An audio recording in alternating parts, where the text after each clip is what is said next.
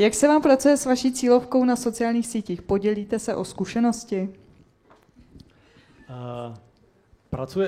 Identifikovali sme veľmi rýchlo na začiatku, že všetky matky sú na Facebooku, čo som teraz si čítal nejaký článok zrovna a to je globálny trend, že nejakých 75% tej interaktivity vytvárajú matky proste akoby v domácnostiach obecne.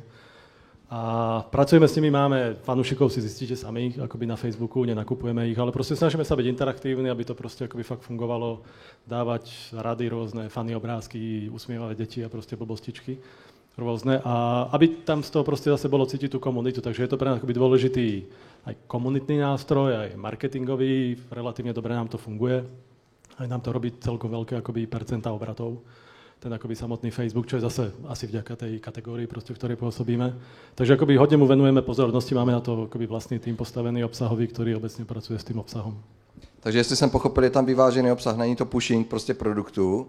Dneska máme super cenu, ale radíte tam, diskutujete o těch problémech dětí. Viděl jsem o to i na blogu, na vašem shopu.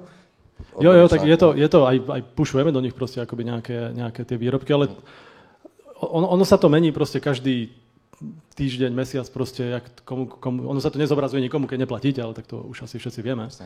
Ale hľadáme proste ten model medzi nejakými PPCčkami, remarketingom, lebo my máme akoby Facebook ako kanál, ako Facebook, ako médium a potom ako náš profil.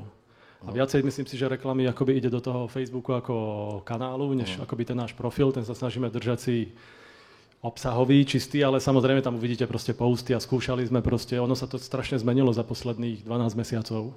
To myslím, to percento zobrazovania proste tých postov obecne.